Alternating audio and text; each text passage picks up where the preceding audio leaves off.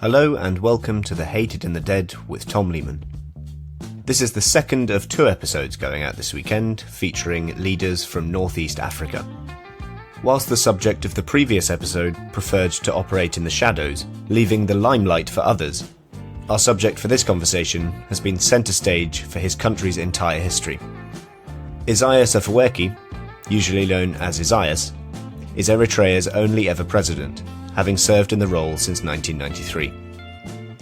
After rising through the ranks of Eritrea's liberation movement during a 30-year war for independence against Ethiopia, Isaias has instituted a colossal centralisation of power around himself.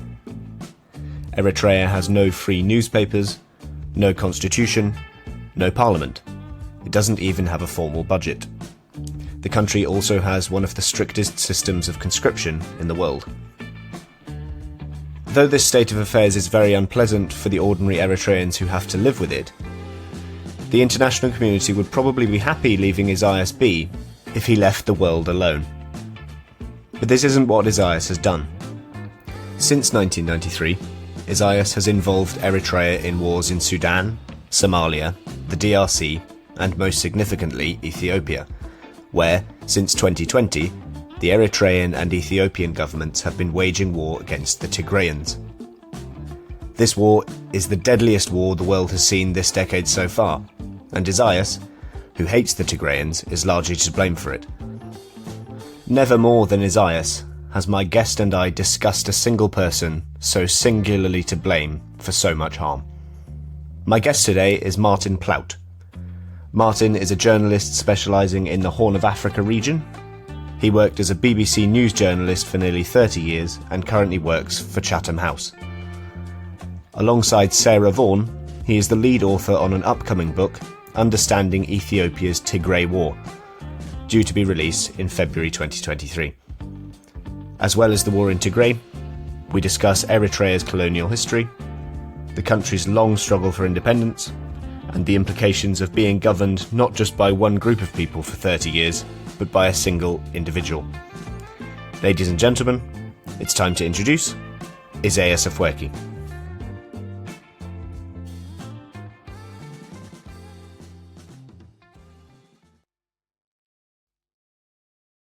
Hi Martin, how are you? Oh, I'm absolutely fine, thank you. Martin, we're talking about Isaias Afwerki today. He's been president of Eritrea since 1993. Eritrea's history, like much of Africa, has been tainted by colonialism. And in Eritrea's case, the colonialists were the Italians. Can you start by giving a brief account of Italy's involvement in Eritrea and East Africa more generally? I think it's important to give a bit of context there, if nothing else, because I know they were there for quite a long time. They were indeed. They arrived in the 1880s and took Eritrea as just a port, and then gradually a colony, and then gradually expanded from that and moved onwards. But they were only the latest set of people to arrive. I mean, of course, because Eritrea is on the coast of the Red Sea, almost everybody has stomped across it at one time or another, whether it was the Greeks, the Romans, the Egyptians were there for some time, the Turks were there, Arab traders have come and gone. It's been an area of contestation for many, many years. And also the Ethiopians, of course, at some times when they were powerful, what used to be called Abyssinia, expanded its hold down to the coast, and sometimes it didn't. And, one should also not forget that in I think it was the 1860s or 70s, Britain actually landed on the coast of Eritrea and sent an expeditionary force to go and free some of its citizens, subjects, who in fact were the consul, who was being held by the emperor. They marched inland. They brought 60,000 troops from India, and they took the fortress in which the emperor was living, because he had refused to give up the British consul. They brought back lots of goodies, including his son, who was extremely well treated but in Britain, met Queen Victoria and tragically died of pneumonia.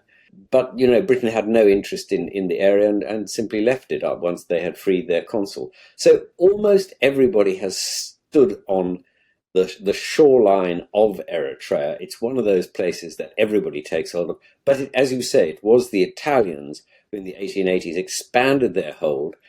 And then under Mussolini in the 1930s, used it as a base to attack Ethiopia, because Ethiopia and Eritrea were going to be part of this vast Italian empire that Mussolini wanted to create in the Horn of Africa, which is going to include Somalia and stretch all the way across Somalia and Ethiopia and perhaps even further. And it was only then in the Second World War that they were pushed out of first Eritrea and then Ethiopia, and Emperor Haile Selassie was put back on the throne by the British. And so you can see that Eritrea has had this long, strange colonial history in which the Italians certainly were the predominant power, but by no means the only one.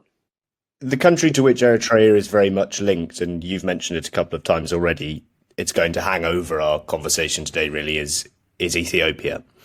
Isaias was born in 1946, so 5 years roughly after the Italians had been banished from East Africa. What was the relationship between Eritrea and Ethiopia during Isaias's formative years? Well, the status of Eritrea is really a problem for Britain after the Second World War, because Britain had no interest in keeping it as a colony, and sort of faffs around after 1945 and the end of World War II, and says, should we chop it in half and give half to Sudan, which was then, of course, British, and give the rest to Ethiopia, the highlands to Ethiopia, or what should we do? And they can't find a way through. And there are sharp divisions amongst Eritreans themselves, because they have their two views. The highlanders, who are essentially Christian, say, well, we're really part of Ethiopia and we want to unite with Ethiopia. And the lowlanders, who are mostly Muslims, said, no, hang on, we'll go with either an Arab state or become independent ourselves or join Sudan. Eventually, Britain hands this problem over to the United Nations, and there's a commission which decides in the end that the best thing to do is to link it up with Ethiopia as a federation, part of a federation, but to have internal autonomy. And that lasts for a while. There are pictures of Emperor Haile Selassie cutting a ribbon so that it becomes part of Ethiopia. But then he basically scraps the autonomy. And that is in 1961. And that is the spark that launches the independence movement against the Ethiopians, because the Ethiopians behaved incredibly badly inside Eritrea. They repressed all freedom of speech and denied them any rights. And the Eritreans, who were by that time saw themselves as pretty developed, they thought they'd done very well actually out of Italian colonialism. There were lots of factories and Asmara is the most beautiful modernist city which the Italians created, because they saw this as the basis of their new East African empire, which of course didn't last. But as a result, the Eritreans were determined that they would actually get their own independence. And in 1961, they begin a fight which lasts for 30 years. It is begun by the Eritrean Liberation Front, and that is the movement that President Isaias, as he later becomes, or Isaias Afwerki, joins. There's a clear theme here so far of subjugation regarding Eritrea. It was under the yoke of the Italians, the British controlled it briefly, and then Ethiopia took over the country, properly annexed it in the early 1960s. Does that engender, yes, obviously a fierce opposition domination, foreign domination, but also a kind of collective sense of insecurity among Eritreans, would you say? It does, but the other thing that it does is that it unites them. Now there are at least nine nationalities who live in the state. I've already talked about in fact, you have Highlanders who are mostly Christians and the Lowlanders who are mostly Muslims. But they're also then broken up into different ethnic groups who speak different languages. Some of them are closer to so we say the Somalis and the Afars. Some of them are closer to the Sudanese. And many of them the majority are Highland Christians, very close to the Tigrayans who are just across the border in Ethiopia and in the region of Tigray. And they have very, very close links, although there are, tensions as there are everywhere in the world between, people, or even when they're very close, there are always differences of opinion. But they were close. So but the fight for independence gradually overwhelms all Eritreans, especially given the brutality with which the Ethiopians tried to crush it, first under Haile Selassie and then under what became a military regime when he was overthrown. That unites Eritreans, and they become absolutely determined to fight for their freedom. And in the 1970s and the 1980s, they took on the Ethiopian state. Now, this was an extraordinary thing to do, because they were outnumbered 10-1 by the Ethiopians in terms of pure population. And the Ethiopians were backed by the United States, which always saw Ethiopia as a regional ally, and actually had a base in Eritrea, but as part of Ethiopia, with which they listened to the rocket launches and tracked the rocket launches that the Soviets did in Central Asia. It was a very important listening post, and the United States has always seen Ethiopia as a key ally in the region. And they provide a lot of weapons to Ethiopia until there's the Ethiopians get involved in a war with Somalia, and Ethiopia switches sides. As I said, Emperor Haile Selassie is overthrown, and a military regime, which is a Marxist regime, comes into power, and they seek support from the Soviet Union. The Eritreans were fighting against a much larger state in Ethiopia, backed first by the Americans and then by the Soviet Union. And it is extraordinary that they did it, but that is what they did. You've obviously said that this was a kind of long period of civil war. It was 30 years in the end, as you said. At least in the early years, when he was still a young man, how much fighting did Isaias actually do? That's a very, very good question, to which there is no answer. He almost never talks about himself in any case. And I'm not convinced that he actually ever fired a rifle in anger.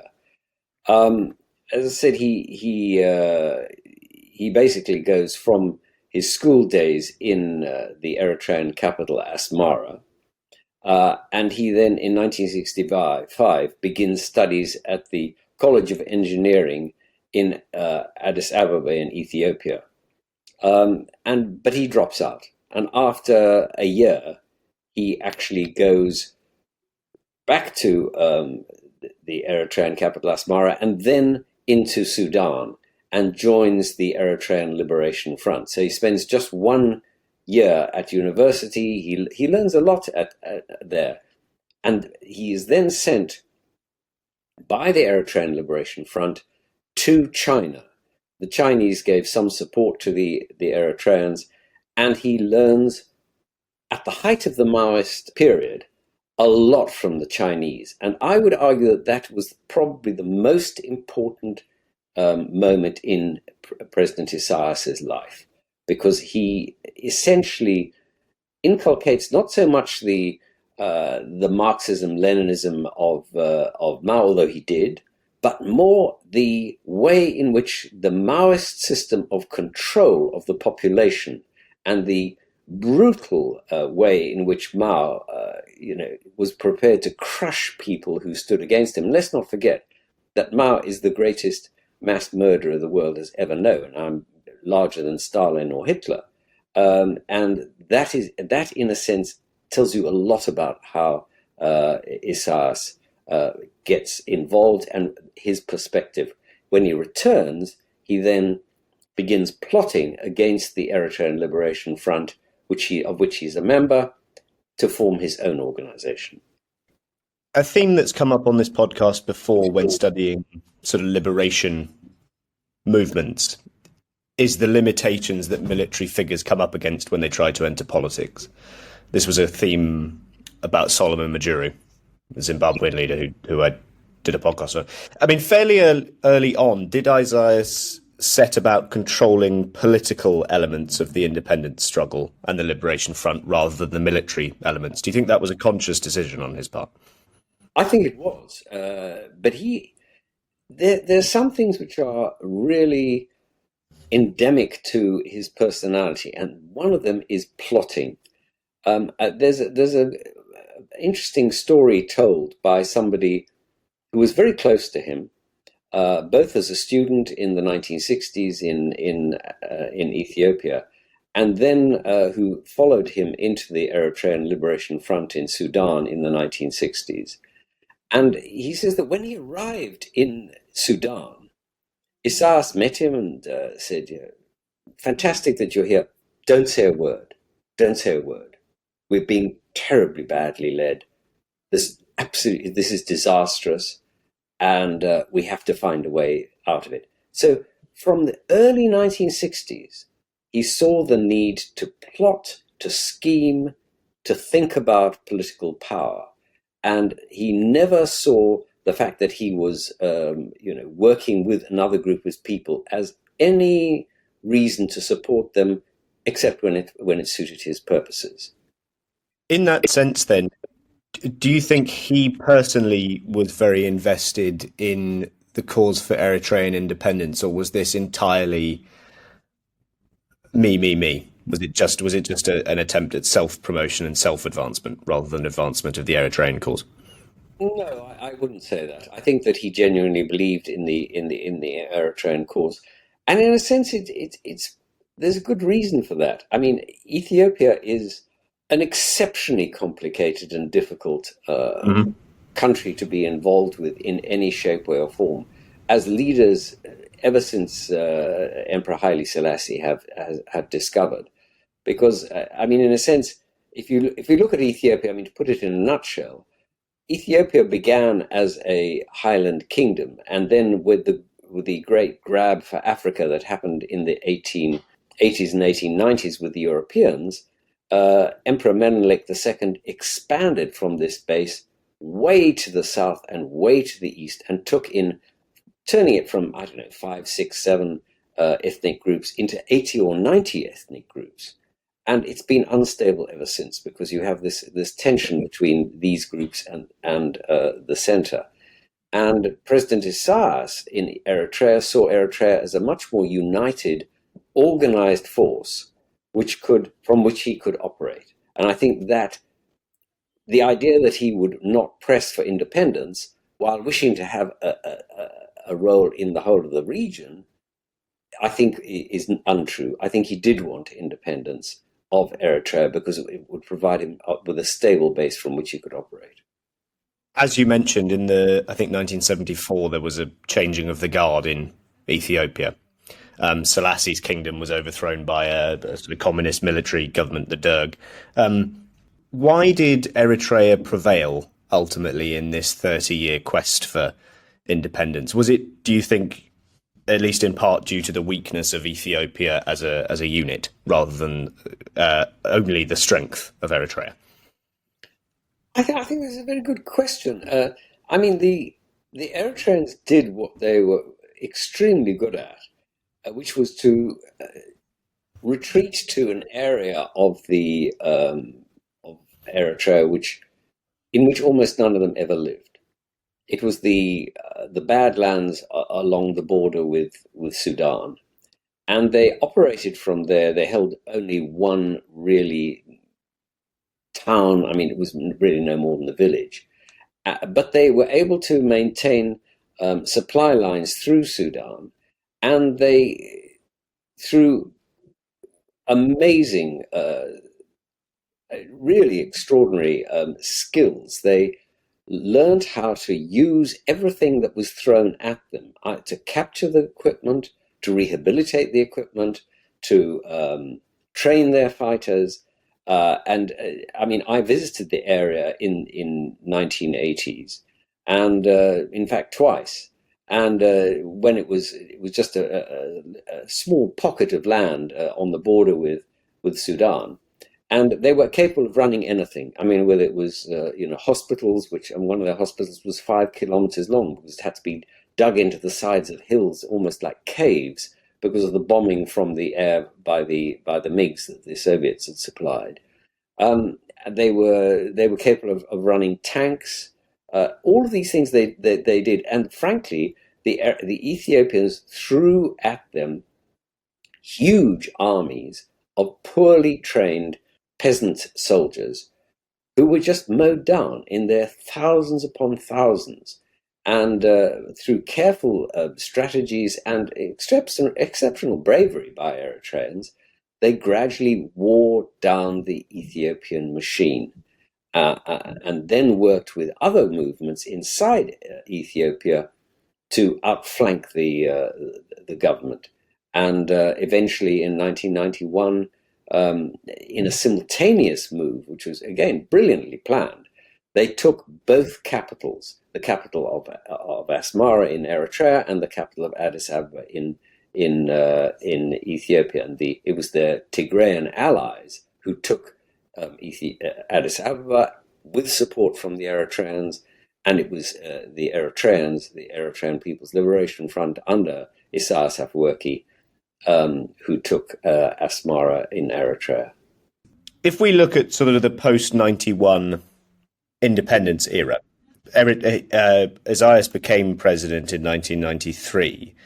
Why was he able to sort of consolidate power around himself? The fact that there had been this long civil war clearly led, I imagine, to a weakening of state capacity. Was it quite easy, therefore, for sort of one person to slot themselves in to power and become an individual substitute for a lot of this capacity? Well, there are two reasons for this. The first is that he was really only first amongst equals when in 1991 he was the Secretary General of the Eritrean People's Liberation Front, and there were others who were.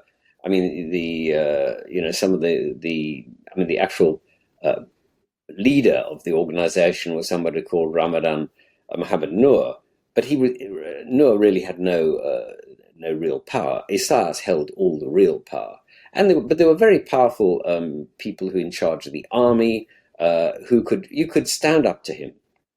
But the one thing nobody ever competed successfully against Isaias was in plotting. He never stopped plotting and scheming, and he had done this even when they were living in isolation in this remote area along the border with Sudan. And he had ruthlessly eliminated people who dared to question any strategy that he came up with. They were just killed. The other thing that was not obvious to people from the outside, including myself, was that inside the Eritrean People's Liberation Front, which he led, was another party, a Marxist-Leninist party called the People's Party, which really ran everything, and he led that. So while on the outside it may have looked like a sort of broad front with different interests, behind pulling the strings was a Marxist-Leninist party, and that was absolutely controlled by Isaias. And this is completely in line with what you were talking about, the sort of Maoist tactics of having this well-organised party within a party that sort of is able to throw its weight around, right? Absolutely. And the other thing that happens when he gets to Asmara in Eritrea, the Eritrean capital, and they settled in 1991. They could have, I mean, it was very shrewd what they did, because they could have just said, well, here we are, we've taken power, we're independent.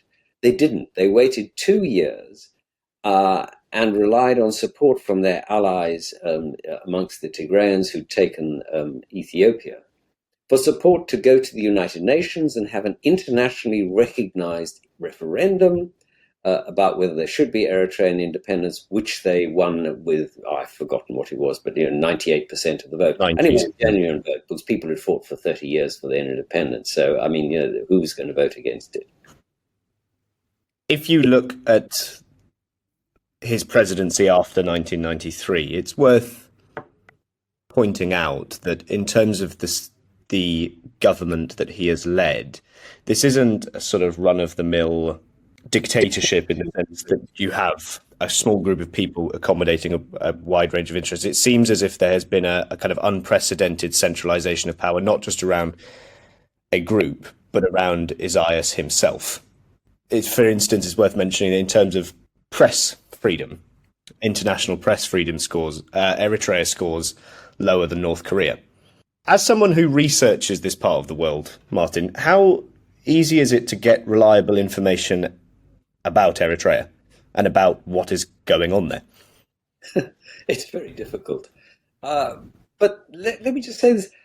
Between 1991, when they take the capital, and 2001, for 10 years, there is a semblance of democracy. It's not very strong, but there is some democracy inside Eritrea. So, and there are some newspapers which are up to a point independent, and there are voices that are prepared to question him inside his own party, which, they changed the name of the party, but it's the same party. And a constitution is drawn up, and a national assembly sits. And then what happens in 1998 is that an appalling war breaks out between the Eritreans and the Ethiopians apparently about the border. In fact, it was about other things, but it was about one particular village. There's a clash in a village called Badme, which nobody, frankly, had ever heard of in the outside world, and few people had heard in either capital before. And there's a terrible 2-year war, which is ended in 2001. And at that point, a series of his most senior colleagues and allies come to Isaias and say, look, this was a disaster, and you really haven't delivered on the promises of democracy and freedom and openness that we gave to the Eritrean people. And at that moment, Isaias faces his most serious challenge. He's faced others before, but this is his most serious challenge. And in September 2001, he rounds up every single one of those key leaders, who all of them who were not, except for a couple who were out of the country at the time, and crushes the independent newspapers, arrests journalists. The draft constitution is never signed by the president. The National Assembly no longer sits. And frankly, he just draws all power back to himself and becomes literally not a one-party state, but a one-man state almost. So it becomes President Isaias and his closest associates, who number of a couple of dozen, who run the country without any checks or balances of any kind whatsoever. There's no independent judiciary, there's no constitution effectively, there's no sitting National Assembly, none of these things. And when asked about this in the past, he said, well, it may be 30, 40 years before we get round to those things again. He's just not interested. How does that sort of individualized leadership actually work in practice? Because this isn't the Vatican City. This is a country of 5 or 6 million people. How do you manage to run a country like that with just one person and a very small clique of advisors? No great difficulty, really. I mean, first of all, I mean, nobody knows. There are hardly any facts about Eritrea. For example, there's been no census in living memory. So nobody has any idea how many people there are. There's no budget is published. So what you do is you just restrict every aspect of life. He also has a system of spies and informers who go down to the level of every village. In fact, even inside families, children are expected to spy on their parents and report to the police. I mean, it's a sort of system that the Stasi in East Germany would have been delighted to have, as effective as it is. And he rules through fear. I mean, people can be arrested, can be held indefinitely. Some of them are held in the most appalling circumstances, either in shipping containers as prisons, with 30, 40 degree heat. You can imagine what that's like. Others are held in underground cells. I heard of a man who was released after 5 years, and he was blind. I mean, he couldn't see. He had not seen the light for 5 years. It took him a long time before his eyesight returned.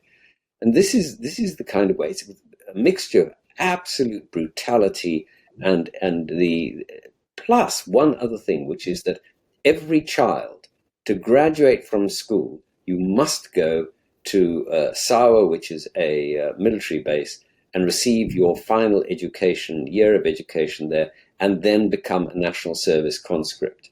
And your national service can be extended indefinitely. Some people have been in it for more than 20 years. You're paid, I mean, literally pocket money, and can't possibly support a family on what you get from there. And that's how he runs the country. The country is run like a combination of a military camp and a spy center. If you look at international reception of this sort of regime, I read that Bill Clinton in the 90s, and obviously you've said that the 90s was somewhat different to the 2000s and since. Bill Clinton, who was president when Isaias came to power, he described Isaias as a Renaissance African leader. What were international attitudes towards Isaias like after 2001, when he became a totalitarian leader? Well, let's be honest. The attitude of the international community has been, if you don't cause us trouble, we don't really care. I mean, it was only really after the explosions at the Kenyan and the Tanzanian embassies, which took place before the tragic attacks on the Twin Towers in New York, that the Americans really began to take what was happening in far-off lands of which they knew little very seriously. And even then, don't forget that President Isaias has never been an Islamist. I mean, he loathes the idea of religious. Although he's a Christian by background, and I've no idea what his personal beliefs are, but he's a Marxist-Leninist, and I don't think he gives a damn about religion. He tolerates a couple of the major religions, but I mean cracks down on anybody who is out of line in that respect. But he was certainly not in favor of militant Islam.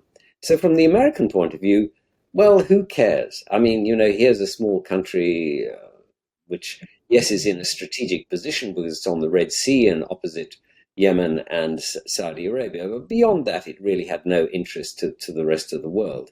And as long as they didn't open their ports to the Russians, or who it really wasn't an issue. And so people basically left Eritrea alone. It has been one of the places which they haven't really engaged with. And it's only been recently, when you have the appalling war that broke out in Ethiopia in November 2020, which threatened the relationship between Ethiopia and the United States, and Ethiopia and the West and European Union, that people have begun to take him much more seriously. And so have so has the Arab world. Let's move to talking about the war currently then. I think a good starting point for discussing it is the events of 2018. Something that came as a surprise to people internationally was that Isaias conducted a rapprochement with Ethiopia after the election of Abiy Ahmed as Ethiopian president in 2018. Over what did the two governments come together in the end? What was the substance of the 2018 agreement to sort of give up these border skirmishes? They agreed on a few things, but one of the things they really did agree on was that they both loathed the Tigrayans. Although, as I mentioned earlier, the Isaias had worked with the Tigrayans to overthrow the military regime that came after Haile Selassie. He also had squabbled very, very badly with them over a series of absolutely abstruse issues. I mean, some of them were tactical. I mean, whether you should hold territory or behave like a guerrilla movement and not hold territory and just attack from the rear. And this led to specific problems because in one of the major battles, Tigrayan forces who'd been sent to be trained by Isaias were thrown into a key battle, and many, many of them lost their lives. And the Tigrayans were furious that they hadn't been consulted before this happened. There were also ideological questions about, should you be more pro-Soviet Union or pro-Chinese? The Tigrayans at one time were actually pro-Albania, would you believe? And Isaias thought this was crazy. And so there was these kind of ideological questions. And there were many, many other ones. They just frankly got on each other's nerves big time. It was so bad that during the 84-85 famine, you may remember this, or what was called the Bob Geldof famine in Ethiopia, Eritrea, at a key moment, closed the road which led from Sudan and the aid flows into Tigray, which the rebels were operating, and the Tigrayans had to move 100,000 people from the highlands into Sudan. Many thousands died along the way. Now you can imagine what kind of animosity that left between them. And then when the Tigrayans basically take power in 1991, at the same moment as the Eritreans become de facto independent, there are a lot of issues that they fall out over. I mean, all of them could have been sorted out quite easily. I mean, for example, the Eritreans were accused of making money out of Ethiopian coffee that they had somehow purchased and smuggled out of Ethiopia, and were selling as their own, which it certainly wasn't. There were squabbles about where the border lay and clashes over, people who had lost cattle to the other side. They were all small scale, but they got worse and worse, and there were attempts to resolve it, but none of them worked. And eventually, this terrible war breaks out and continues until 2001, when it is resolved by the peace signed in Algeria. And again, there's a problem, which is that the border, which is eventually designated by an international commission based in The Hague, gives the key town or village of Badme, over which the war had been sparked at this particular town, gives the town to Eritrea and not to Ethiopia. And the Tigrayans who were running Ethiopia at that time, in alliance with other movements, refused to accept it. And Isaias then said to the West, why aren't you forcing this through? Because you asked us to stand by this process, and now you're not forcing Ethiopia to do it. And he was utterly incensed about it. The West just frankly couldn't or wouldn't force the Tigrayans to back down. And so there came this narrative that it was the Tigrayans who were blocking Isaias at every turn in his regional and national aspirations. And then for a variety of complex internal reasons, the Tigrayans lose power in Yes. 2018, as you mentioned. Abiy Ahmed becomes prime minister, and he reaches out to Isaias. And although Isaias is not keen in the beginning, very soon, with the help of actually American negotiators, they mend fences and they signed an agreement ending the conflict between the two countries in Saudi Arabia. But as I said, from the beginning, the one thing that Abiy and Isaias agree on was that the Tigrayans have to be removed from power, because from both of their points of view, it is the Tigrayans, the northern Ethiopian ethnic group who had controlled Ethiopia. They are the source of all evil. The problem now, presumably after 2018, is that the Tigrayans have become somewhat sidelined within Ethiopia. Absolutely. I mean, they had some influence because they still held key positions in the Ethiopian army and were in the security services and well entrenched in business. But they only represent 6 or 7% of the population, so they weren't a large group, and they were completely sidelined and gradually being pushed out of power, and so they're marginalized.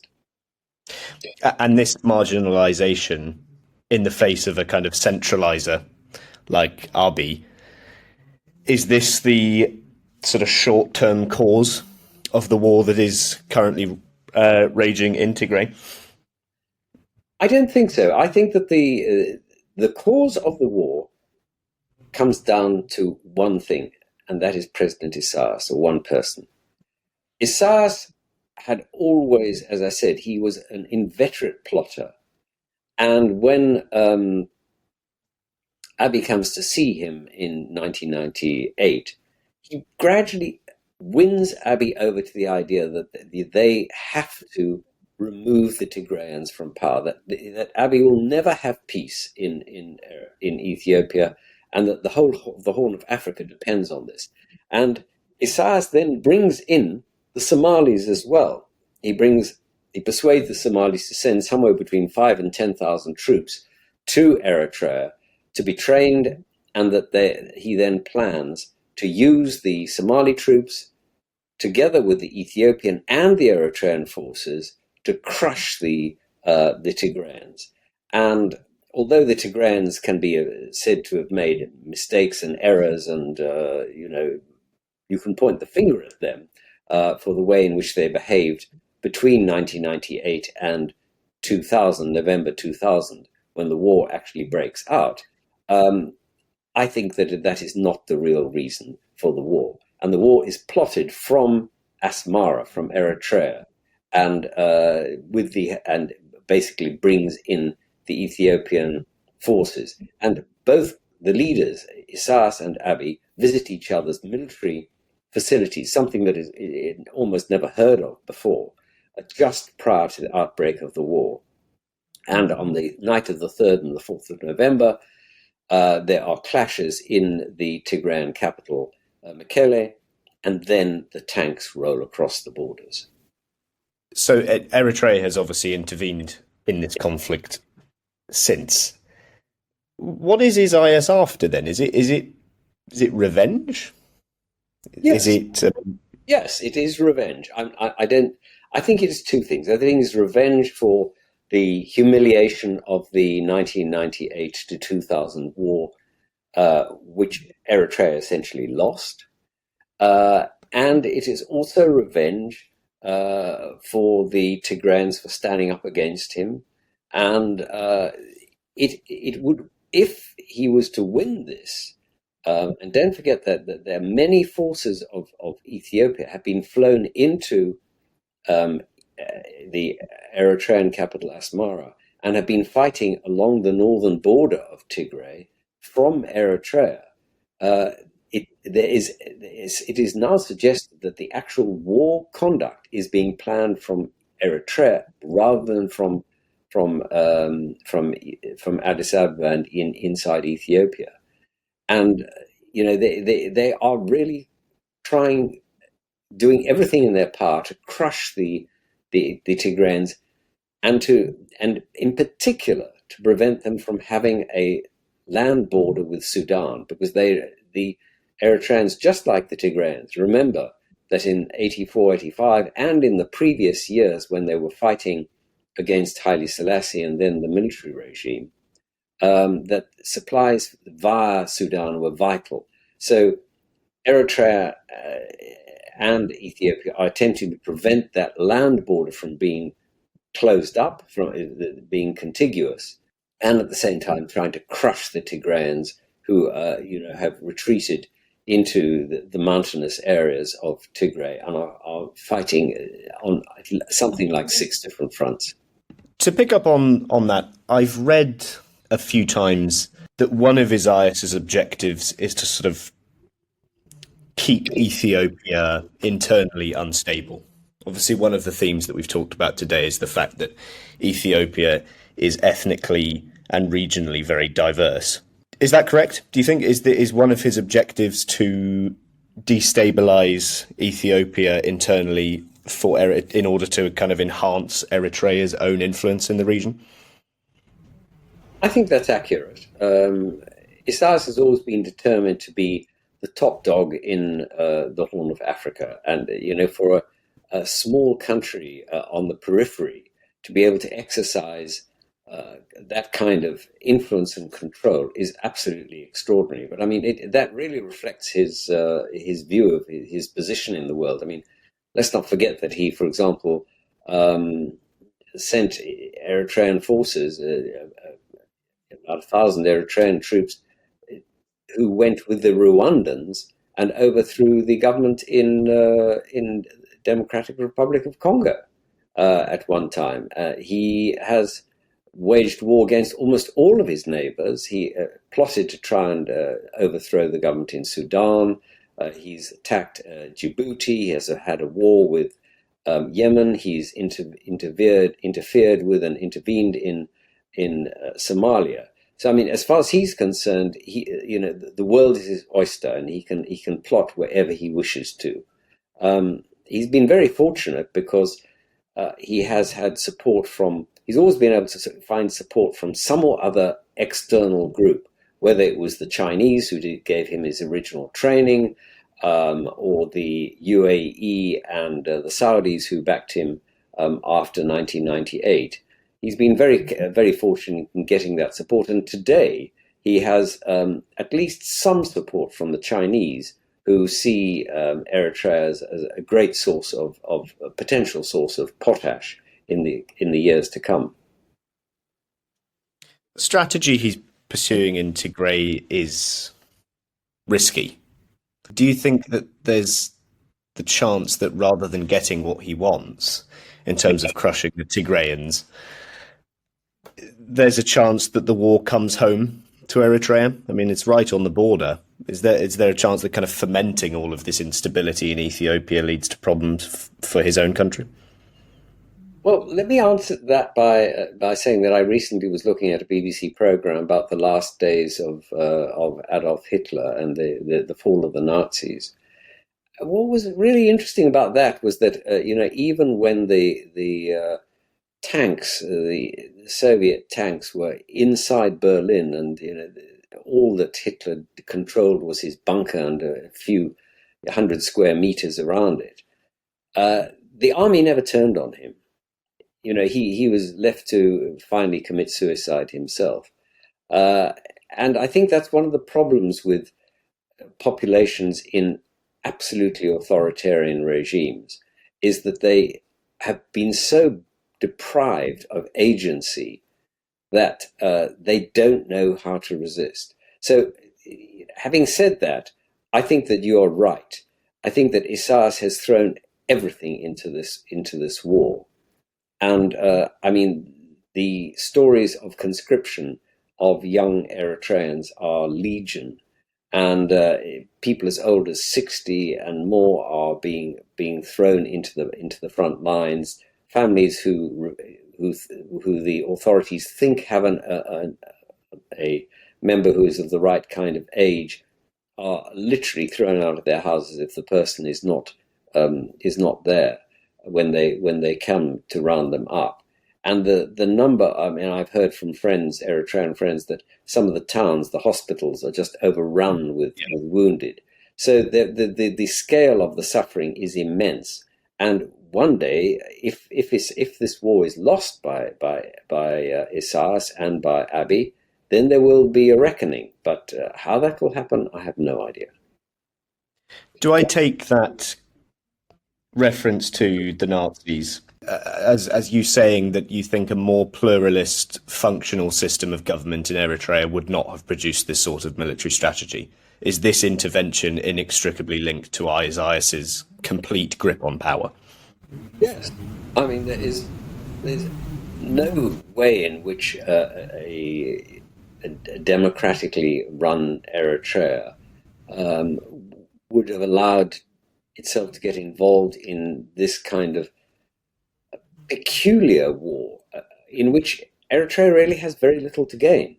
There's no dispute about the border any longer. What are they fighting about? It is literally about the removal of one ethnic group with whom Isaias has had a terrible falling out. And that is not a major reason to have to have a war like this, and certainly not to lose thousands upon thousands of your own troops. I mean, it's bizarre. Abiy Ahmed is still in power in Addis Ababa. Where does being shackled to this fairly crackers dictator in Eritrea leave Abiy? Also in danger.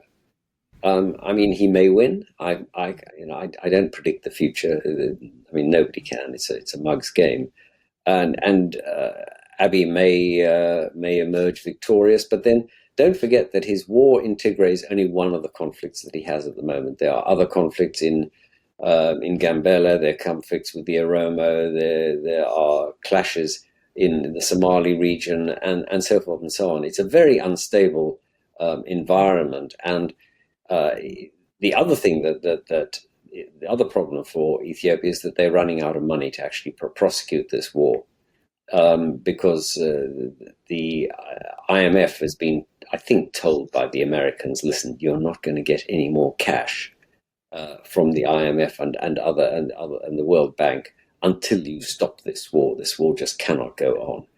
President Biden has been actually extraordinarily engaged in the fight, in the war in Tigray, because he understood early on how important it was, and sent special envoys there to try and resolve it. So far, they've not managed to do so because both Isaias and Abiy are so locked into the conflict.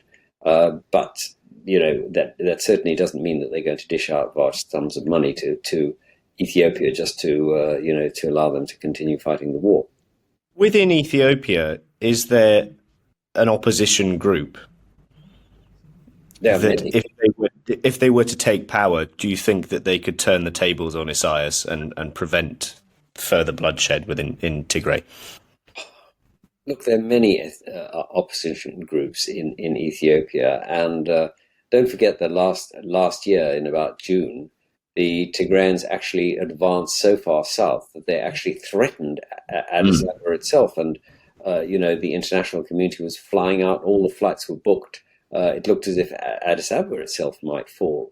Eventually, I think with American pressure and with the threat to their long extended supply lines, the Tigrayans decided that it wasn't worth the candle and withdrew across hundreds of kilometers of terrain, which they'd paid dearly to take, and withdrew back to Tigray. And since then, they've just been sitting, since the end of last year, they've been sitting inside this northern region, but gradually starving, because they are cut off from the outside world.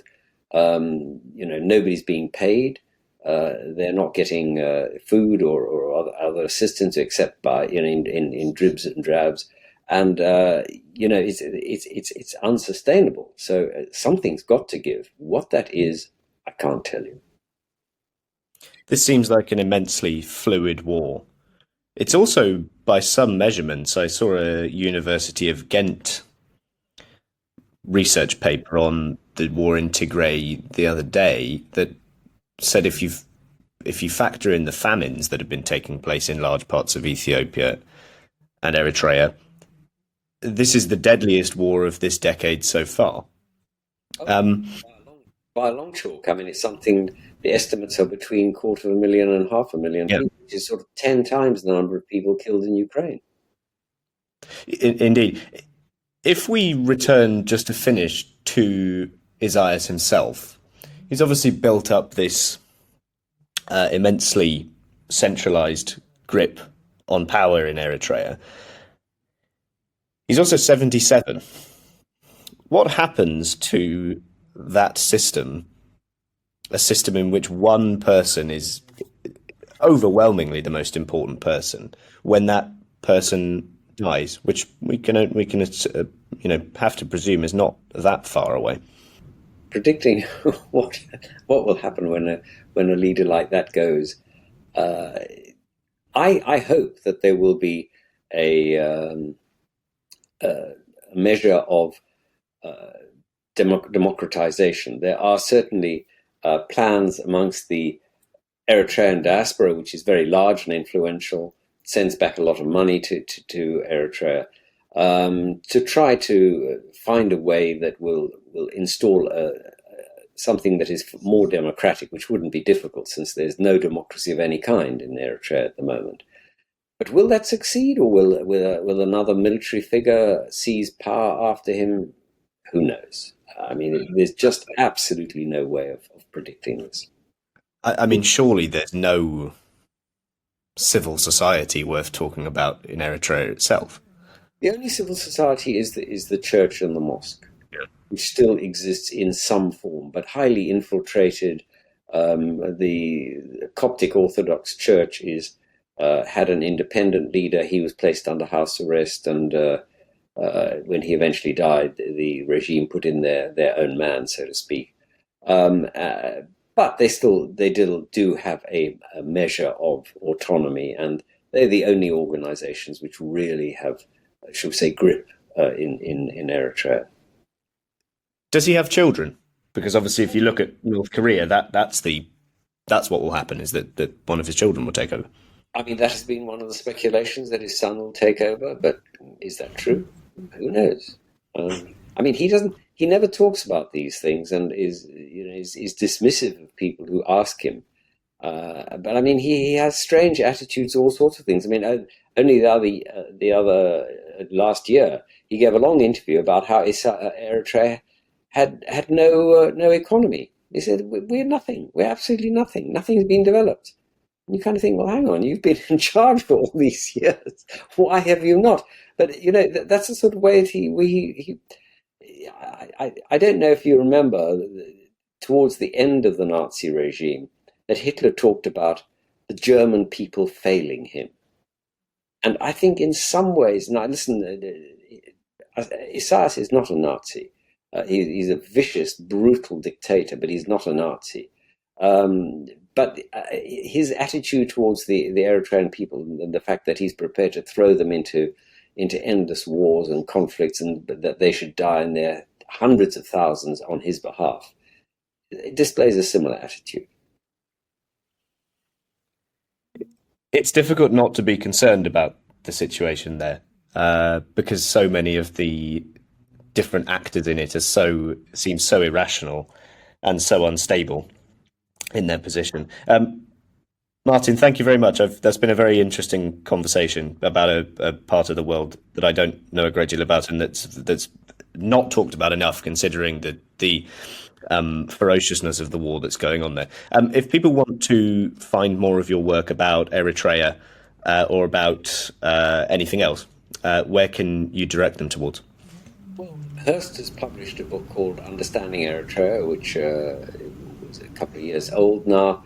And in February 2023, Hearst is publishing another one called Understanding Ethiopia's War in Tigray, which I'm publishing with Sarah Vaughan. And so that will be out, and provides you some sources of information. Beyond that, the BBC Online does their best, but since I'm afraid Eritrea doesn't allow foreign journalists to report from there, it's all thin. Thank you, Martin. Pleasure. Thank you for listening to The Hated and the Dead. If you've enjoyed this podcast, follow it on Spotify and Apple Podcasts, and, for good measure, leave us a review. You can also follow The Hated and the Dead on Twitter, Instagram and Facebook, so you never miss new content.